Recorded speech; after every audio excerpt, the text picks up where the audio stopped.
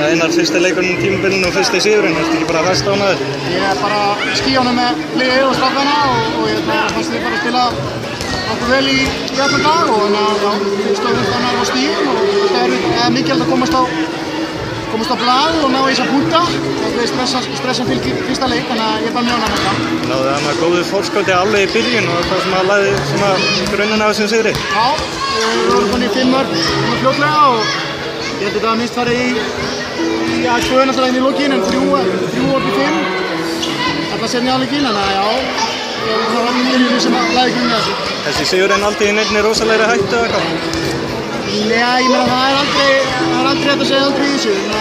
Sá leik það fór fram í gær og eftir 45 mínútur þá var ekki á vellinum en það fá hann samt en maður er aldrei rólegur.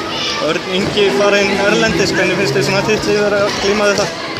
Bara nokkuð vel, Örn Ingi fór hérna seint í lok júlí og svo náttúrulega datt Elvar út sem átti að taka við á honum, þannig að við fengum Guðnael í staðinn og mér fannst hann bara stýra liðinu virkilega vel og það er ekkert að spá í hverjir eru farnir eða meiddir, við erum bara með þetta lið og ég er bara ánægður með þá sem eru að spila fyrir okkur.